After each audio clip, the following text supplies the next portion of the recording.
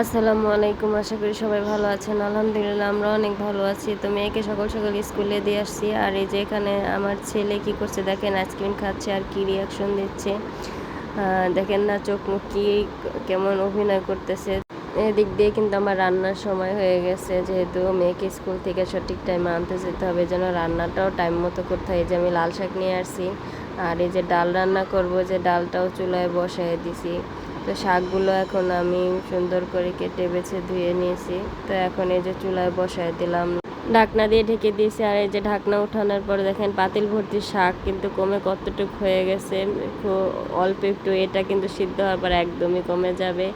আর এই যে এদিক থেকে আমার ডালটা কিন্তু বলক এসে পড়ছে। আসলে আমি 2 চুলাতেই রান্না বসায় দিছি, যেহেতু মেয়েকে স্কুল থেকে আনতে যেতে হবে।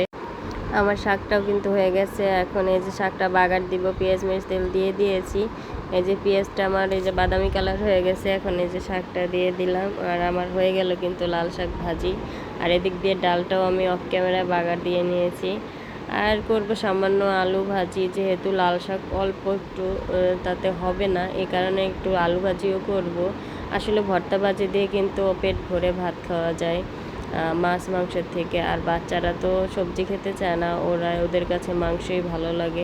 আর আজকে যেহেতু কালকে মুরগি রান্না করেছিলাম, সেই মুরগির মাংস আছে, এই কারণে আমরা চিন্তা করলাম মাংস তো কালকে খাইছি, এই জন্য আজকে ভাজি করব, ভাজি টাজি করবো, ওগুলা দিয়ে ভাত খাবো। আর বাচ্চাদের তরকারি তো আছেই, ওরা তো ওটা দিয়েই খেতে পারবে, ওরা তো আর এগুলো খাবে না।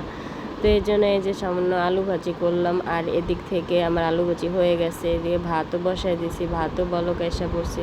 তো আজকের ভিডিওটি এ পর্যন্তই। ভালো থাকবে।